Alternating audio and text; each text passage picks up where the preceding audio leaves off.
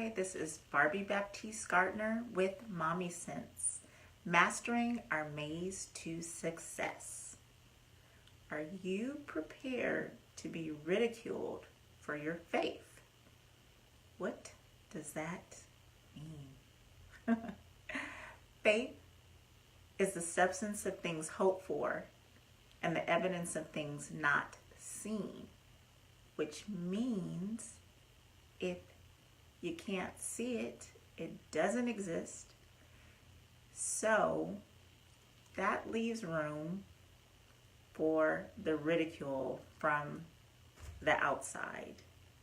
We have our beliefs, we have our goals, we have our vision boards and all of the things that make us strong and know that these things are going to happen. But sometimes when outside thoughts or even our own thoughts sometimes where we look at our present situation and say, how is it even possible that I can have these things, or that I will be at this level when where I'm currently working is nowhere near that. And that's when our faith comes into play. We have to be strong and know up here and here that it can happen and really believe it.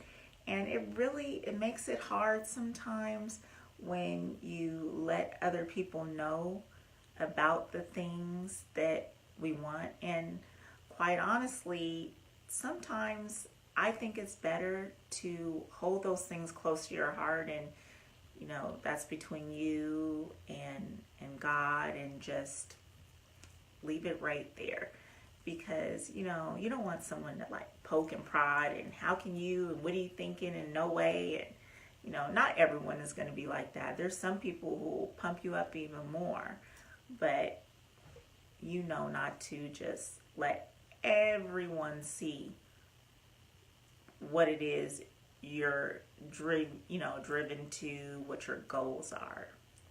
Now, last week, my son, I was taking him to school, and I was in my frantic, let's go, let's get out of here. And he turned to me and he said, are we going to be late? And I was just like taken aback. How could you say that? So, clearly, it wasn't a specific time that we had to leave. It was just me telling, him and his brothers, let's get in the car, let's go. So he deduced from that, we're going to be late. And I told him, you have to have faith. You can't just from the beginning say it's not going to happen. You got to try, don't just count yourself out. Now, when you don't have faith, I apply these same things to my own life. There's some situations, I look at where I am presently and I'm like, okay, there's no way this is going to happen. It's just no way.